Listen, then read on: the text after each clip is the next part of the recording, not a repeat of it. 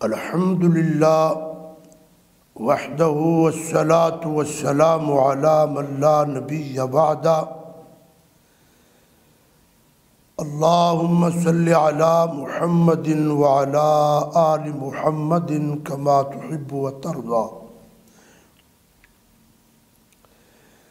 اللہم بارک علی محمد وعلی آل محمد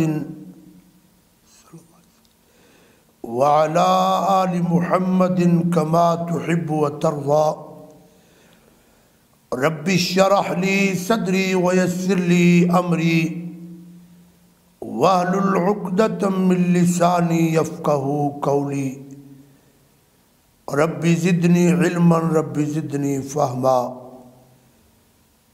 أعوذ بالله من الشيطان الرجيم بسم اللہ الرحمن الرحیم لا تسجدوا للشمس ولا للقمر واسجدوا للہ الذی خلقہن ان کنتم ایاہ تعبدون۔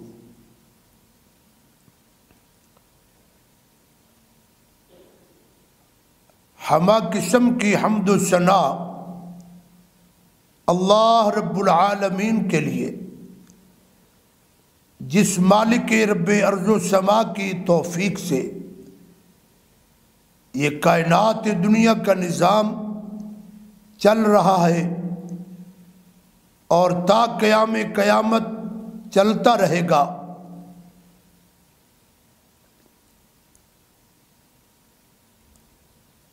حمد و ثنا اللہ پاک کے لیے، درود و سلام امام الانبیاء حضرت محمد الرسول اللہ صلی اللہ تعالی علیہ وسلم۔ حمد و ثنا اور درود و سلام کے بعد اللہ کی رحمت توفیق سے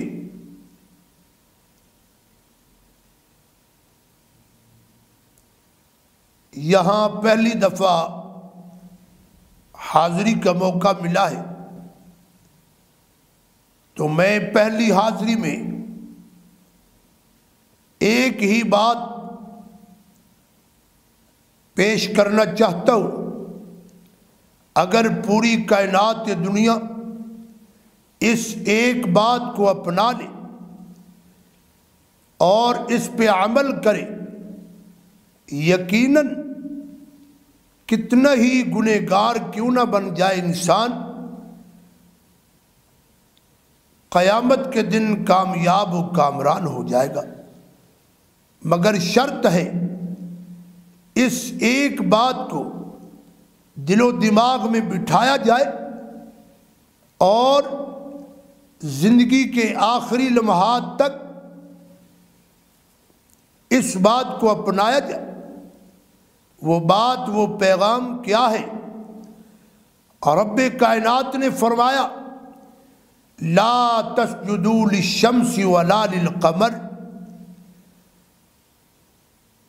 قمر کو سجدہ نہ کرنا، سورج کو سجدہ نہ کرنا، واسجدوا للہ، سجدہ جب بھی کرنا اللہ ہی کو کرنا۔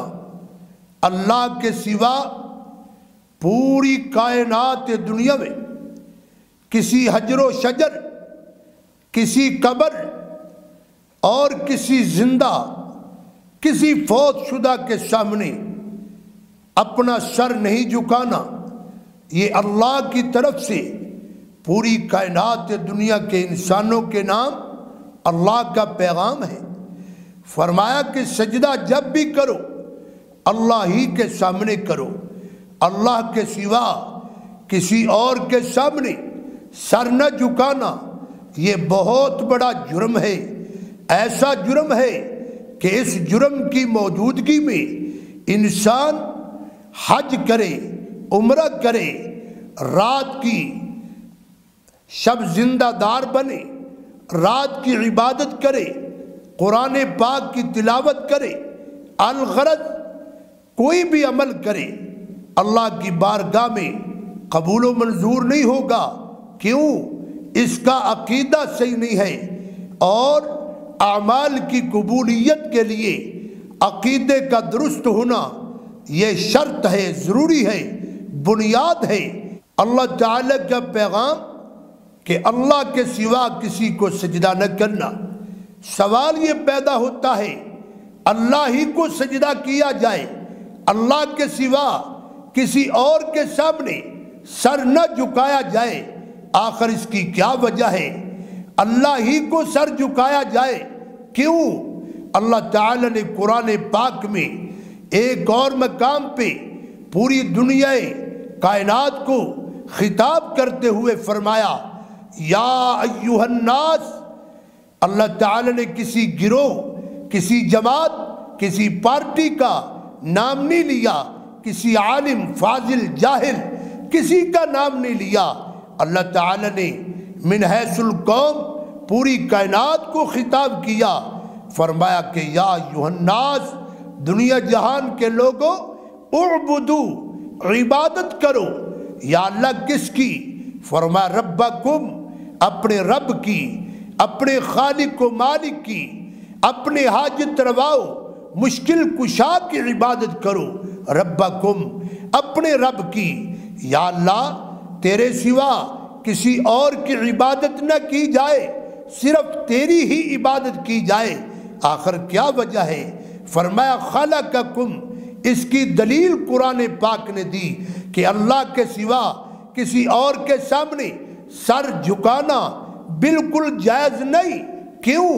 اللہ تعالیٰ کے سوا، اللہ تعالیٰ کے سوا کسی اور کے سامنے سر جھکانا جائز نہیں، اللہ ہی کے سامنے جھکانا چاہیے۔ کیوں؟ فرمایا خلقکم، اللہ وہ ذات ہے، اللہ وہ خالق و مالک ہے، خلقکم، جس نے پوری کائنات کو پیدا کیا، جس نے تمہیں ایک ناپاک خون کے قطرے سے اللہ تعالی نے پوری کائنات کو بنایا، انسان کو پیدا فرمایا۔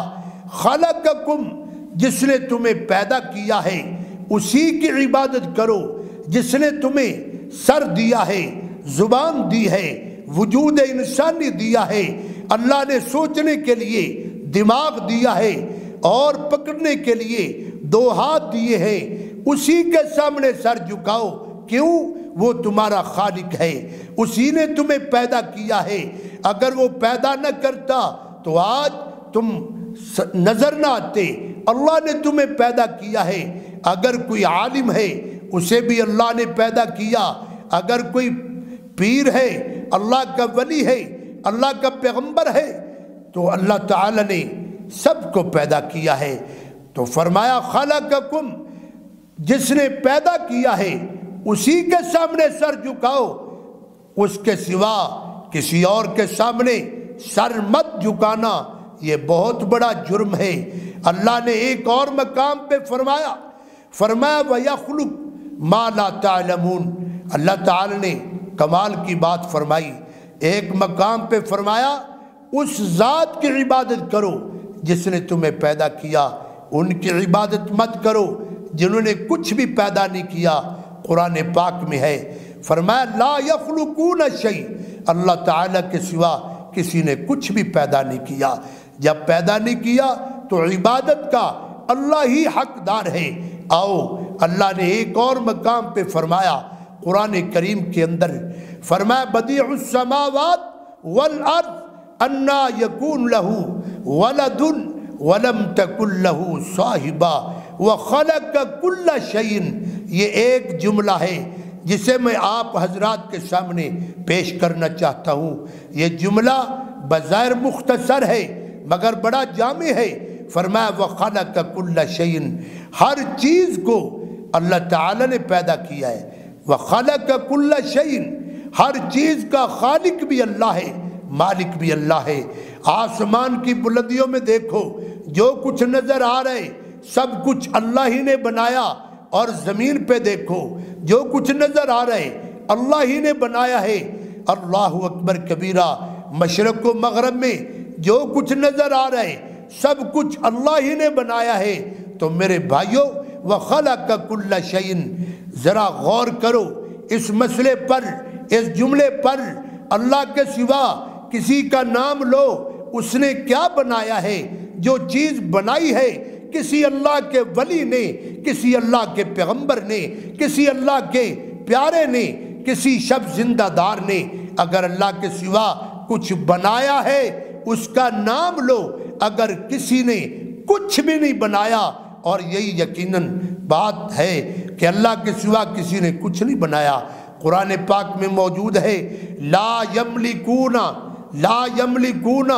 اللہ پاک نے قرآن پاک میں فرمایا کہ کسی نے کچھ بنایا بھی نہیں اور کسی چیز کا کوئی مالک بھی نہیں ہے۔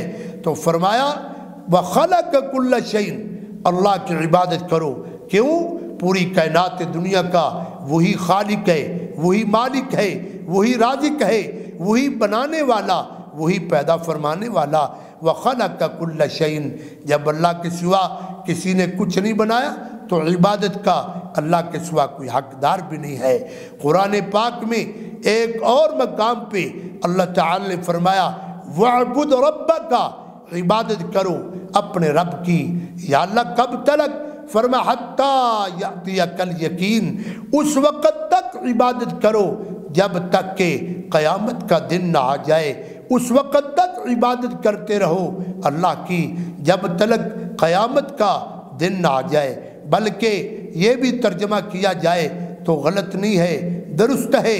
وَاعْبُدْ رَبَّكَ، اپنے رب کی عبادت کرو حَتَّى يَأْتِيَكَ الْيَقِينُ، کب تلک؟ جب تک کہ تمہیں موت نہ آ جائے، یعنی آخری وقت تک تمہارا سر اللہ کے سامنے جھکنا چاہیے۔ تو میرے بھائیوں یہ دعویٰ ہے، قرآن پاک نے دعویٰ کیا ہے کہ اللہ کے سوا کوئی عبادت کے لائق نہیں۔ اس کے بہت زیادہ دلیل و براہین قرآن کی آیات میں، اور پیغمبر اعظم، مرشد اعظم، قائد اعظم حضرت محمد الرسول اللہ صلی اللہ علیہ وسلم کی ہزاروں حدیثیں اس پر موجود ہیں کہ اللہ کے سوا کسی کی عبادت مت کرنا۔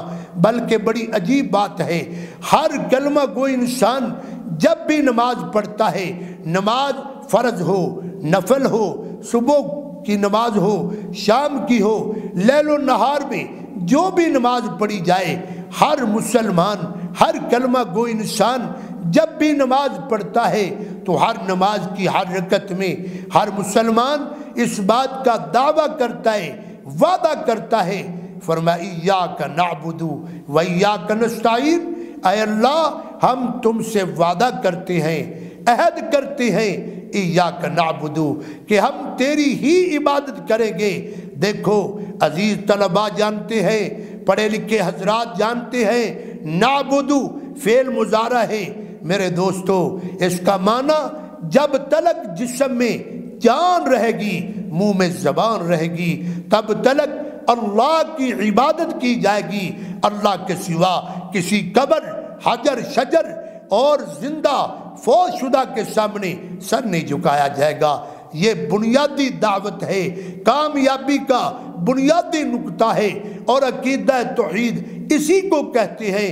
تمام پیغمبر حضرت آدم اعلیٰ نبینا وعلیہ السلام سے لے کر آمنہ کے لال پیکر حسن و جمال حضرت محمد الرسول اللہ صلی اللہ علیہ وسلم تک جتنے پیغمبر اس کائنات دنیا میں مبعوث فرمائے گئے، ہر پیغمبر نے اپنی اپنی قوم کے اندر اپنے اپنے دور میں یہی دعوت دی، یہی پیغام دیا، یہی اعلان کیا۔ میں اس پر زیادہ گفتگو نہیں کرنا چاہتا، بس ایک دو مثالیں عرض کرتا ہوں۔ میرے دوستو بزرگوں، دیکھنا قرآن کریم کا مطالعہ کیجئے۔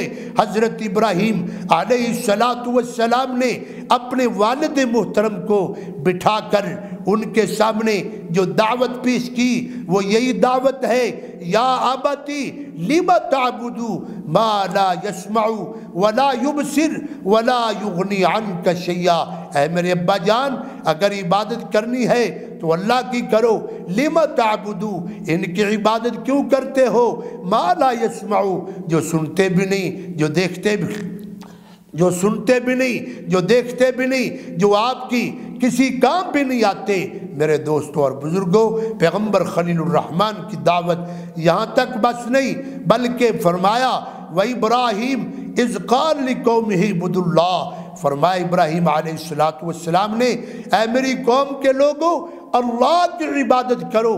یہاں تک بس نہیں، بلکہ قرآن پاک میں لکھا ہے، اللہ نے اعلان کیا ہے، وقت آیا جب قوم خلیل الرحمن علیہ السلام کے دلائل و براہین کو سمجھ نہ سکے تو اللہ کے پیغمبر نے ایک اور راستہ اختیار کیا، اور وہ کمال کا راستہ ہے، وہ جذبے کا راستہ ہے، وہ مجاہدانہ راستہ ہے، وہ مجاہدانہ انداز ہے۔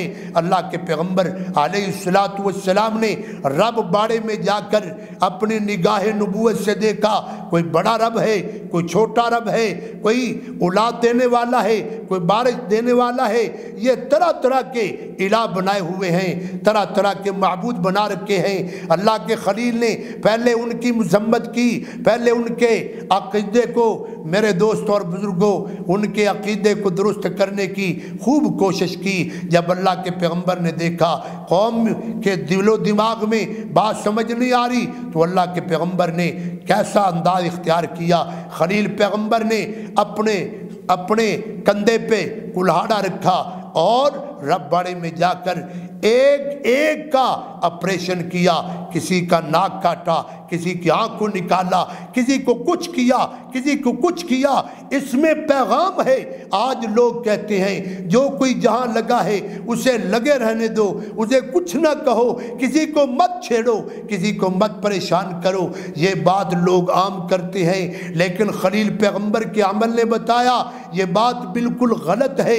جو غلطی پر ہے اسے سمجھانا چاہیے، اسے واضح کرنا چاہیے، اسے دلائل سے سمجھانا چاہیے۔ اللہ کے پیغمبر نے کلہاڑا جو کندھے پہ رکھا تھا اسی سے اس کا آپریشن کیا، معبودان باطلہ کا آپریشن کیا، اور بتایا، قوم کو بتایا دیکھو یہ تمہارے معبودان باطلہ ہیں جو اپنے آپ کی حفاظت نہیں کر سکتے، وہ تمہاری مشکل کشائی کیسے کر سکتے ہیں، وہ تمہاری حاجت روائی کیسے کر سکتے ہیں، وہ تمہارے معبود کیسے ہو سکتے ہیں۔ معبود وہی ہے جو پوری کائنات دنیا کے کام آنے والا ہے، اور وہ رب العالمین ہے۔ میرے دوستو، حضرت خلیل الرحمن علیہ السلام نے یہ دعوت خوب پیش کی۔ حضرت عیسیٰ علیہ السلام کو دیکھیے، قرآن پاک میں موجود ہے، حضرت عیسیٰ علیہ السلام نے پنگوڑے کے اندر پہلے دن 2-4 دنوں کے جب بچے تھے اس وقت آپ نے اعلان کیا، قال انی عبد اللہ، میں اللہ کا بندہ ہوں۔ جو بندہ ہو وہ معبود نہیں ہوتا، جو معبود ہو وہ بندہ نہیں ہوتا۔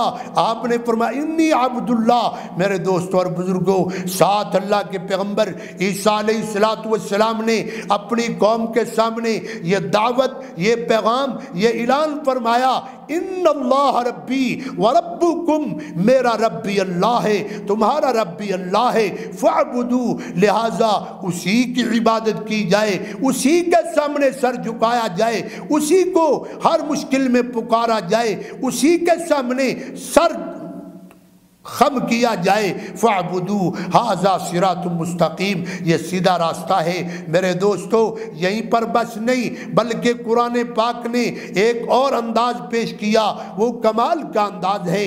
آج لوگوں کے لیے یہ انداز سمجھنا چاہیے۔ لوگوں بات پہ غور کرو، عیسیٰ علیہ السلام کو قیامت کے دن اللہ اپنی بارگاہ میں کھڑا کریں گے اور رب فرمائے گا، اے میرے عیسیٰ پیغمبر، میری عدالت میں، میرے دربار میں، میری بارگاہ میں کھڑے ہو جائیے، اور اللہ پاک فرمائیں گے انت قلت للناس، انت قلت للناس، انت قلت للناس اتخذونی و امی الہین من دون اللہ۔ اے میرے پیغمبر، کیا آپ نے اپنی عوام کو یہ عقیدہ، یہ عنوان، یہ پیغام دیا تھا کہ مجھے اور میری والدہ محترمہ کو اللہ کے سوا الہ بنا لو؟ یہ تم نے کہا تھا، یہ لوگوں کو پیغام دیا تھا۔ اللہ کے پیغمبر جواب میں فرمائیں گے، کیا فرمائیں گے؟ قال سبحانک، اے اے اللہ تو پاک ہے، اے اللہ تو شریکوں سے پاک ہے۔ ان کنت قلتہ فقد علمت تعلم ما فی نفسی ولا اعلم ما فی نفسی انک انت علام الغیوب۔ اے اللہ جس بات کا تو نے حکم نہیں دیا میں وہ کیسے بات کر سکتا ہوں؟ میں نے یہ بات نہیں کہی، بلکہ قرآن پاک کے اگلے الفاظ پہ غور کرو، ما قلت لہم ما قلت لہم ما قلت لہم۔ عیسیٰ پیغمبر علیہ السلام اللہ کی بارگاہ میں عرض کریں گے، اے میرے مولا کریم ما قلت لہم الا ما امرتنی بہ ان اعبدوا اللہ ربی وربکم۔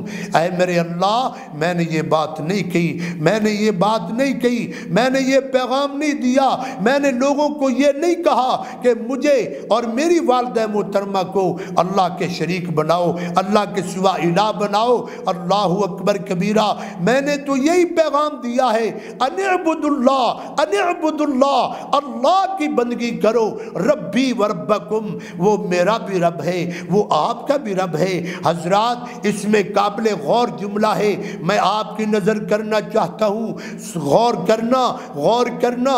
عیسیٰ پیغمبر علیہ السلام کے ماننے والوں نے جب آپ کی دعوت کو ٹھکرایا، آپ کے پیغام کو ٹھکرایا اور آپ کی دعوت کا انکار کیا اور خود ساختہ عقیدہ بنایا، تو اس وجہ سے عیسیٰ پیغمبر علیہ السلام کو اللہ کی بارگاہ میں گواہی دینے کے لیے کھڑا کیا گیا اور عیسیٰ پیغمبر کو اللہ کی بارگاہ میں پیش ہونا پڑا۔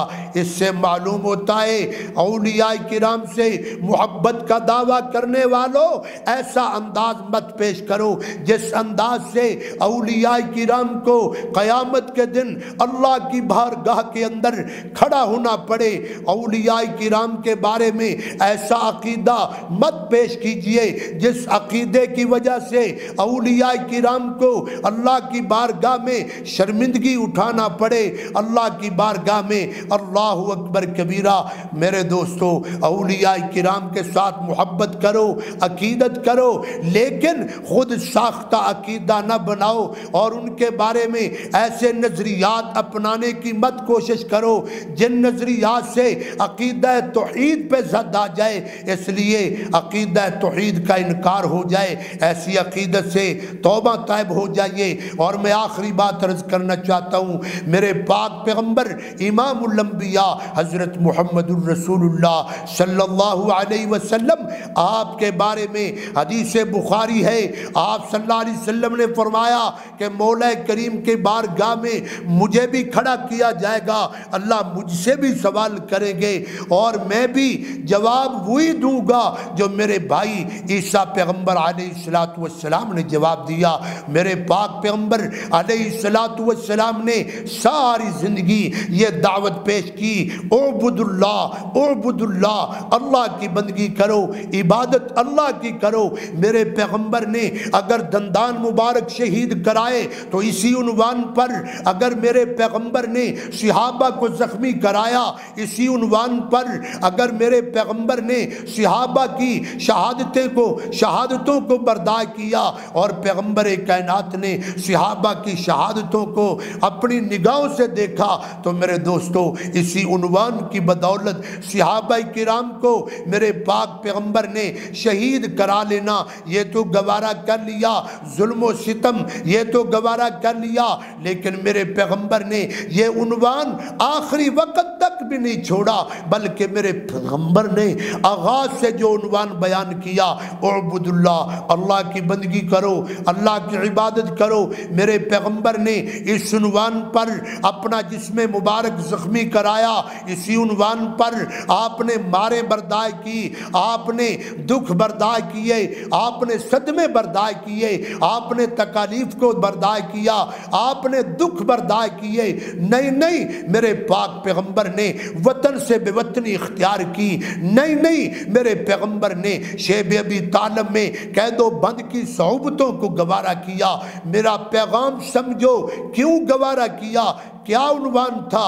یہی عنوان تھا عقیدہ توحید، اللہ کے سامنے سر جھکاؤ، اللہ کی بندگی کرو۔ اسی عنوان پر اللہ کے پیغمبر نے بڑی محنت کی، بڑی تکلیف برداشت کی اور امت کو پیغام دیا ہر ظلم ہر ستم گوارا کرو، لیکن اس عقیدے کو کبھی نہ چھوڑنا، اسی میں کامیابی ہے، اسی میں کامرانی ہے۔ اور میں ایک بات کرتا ہوں جو ہر ایک کی سمجھ میں آئے، وہ بڑی پیاری دلیل ہے۔ میں نے قرآن کی آیات پیش کی، میں نے حدیث پاک بھی پیش کرتا ہوں۔ میرے سامنے حدیث مبارکہ آ گئی، ابو داؤد شریف کی روایت ہے، حضرت قیس رضی اللہ تعالیٰ عنہ صحابی رسول کا نام ہے، بات لمبی نہ ہو جائے، نبی پاک صلی اللہ علیہ وسلم کے سامنے صحابی آئے، آ کے سوال کرتے ہیں، ہم نے فلاں ملک میں دیکھا لوگ اپنے بڑوں کو سجدہ کرتے ہیں، اللہ کے پیغمبر آپ کے سامنے سر جھکایا جائے تو میرے پیغمبر علیہ السلام نے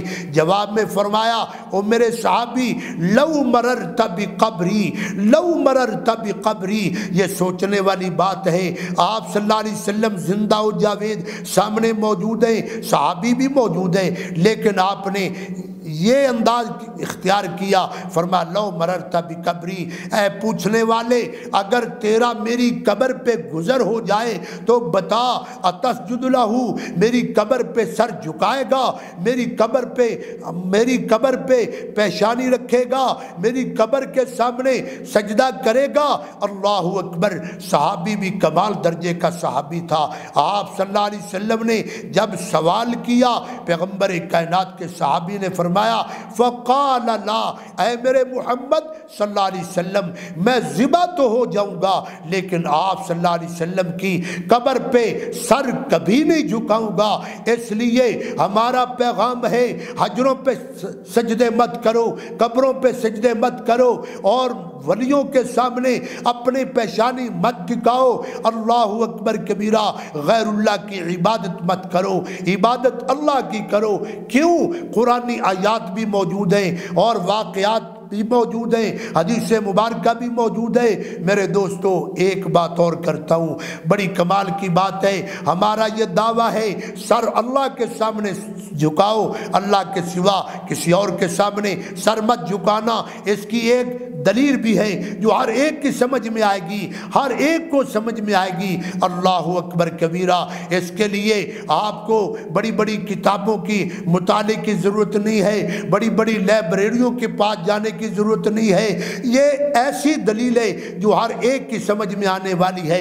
وہ دلیل کیا ہے؟ اس دلیل پہ غور کیجئے اور ہمارا دعویٰ سمجھیے، ہم پیغام کیا دینا چاہتے ہیں۔ وہ دلیل یہ ہے، اللہ نے پکڑنے کے لیے دو ہاتھ دیے ہیں۔ دیکھیے پوری کائنات دنیا میں ہر انسان کے دو ہاتھ ہیں، اللہ نے چلنے کے لیے دو پاؤں دیے ہیں۔ آپ ذرا آنکھوں سے دیکھیے، اللہ نے آنکھوں دیکھنے کے لیے دو آنکھیں دی ہیں، اللہ نے سننے کے لیے دو کان دیے ہیں۔ میرے دوستو توجہ فرماؤ، بڑا پیارا نکتہ ہے، بڑا پیارا انداز ہے۔ جب پکڑنے کے لیے ہاتھ دو دیے، چلنے کے لیے پاؤں دو دیے اور دیکھنے کے لیے آنکھیں دو دی، سننے کے لیے کان دو دیے، لیکن اللہ نے ساری کائنات دنیا کے انسانوں کو سر ایک دیا ہے۔ کہنا یہ چاہتا ہوں، حرم کعبہ میں دیکھیے، حرم مدینہ منورہ، مسجد نبوی میں دیکھیے، جتنے بھی لاکھوں انسان ہیں ان تمام انسانوں کو دیکھیے، سب کا اللہ نے ایک سر بنایا ہے۔ جہاں بھی جا کے دیکھو کوئی بندہ ایسا نظر نہیں آئے گا جس کے دو سر ہوں، ایک ہی سر ہے۔ اس میں نکتہ ہے، پیغام ہے، اعلان ہے اور ہماری دعوت ہے۔ جس طرح بنانے والے نے سر ایک بنایا ہے، اسی سے یہ نکتہ نکلتا ہے، جب بنانے والے نے سر ایک بنایا ہے پھر جھکنے کے لیے اللہ نے در بھی ایک بنایا ہے۔ اس لیے حضرات اگر سر ایک ہے، اس سر کو اللہ ہی کے در پہ جھکاؤ، اللہ کے سوا کسی اور کے در پہ مت جھکاؤ، ورنہ قیامت کے دن اللہ اکبر جہنمی بن جاؤ گے، اللہ کے غیظ و غضب کے حقدار بن جاؤ گے۔ اللہ سے دعا ہے اللہ پوری کائنات دنیا کے انسانوں کو اپنی اپنی اصلاح کا جذبہ نصیب فرمائے، اور سر جب بھی جھکایا جائے اللہ ہی کے سامنے یہ پیغام اپنانے کی، سمجھنے کی اللہ ہم سب کو توفیق دے۔ آخر دعوانا الحمدللہ۔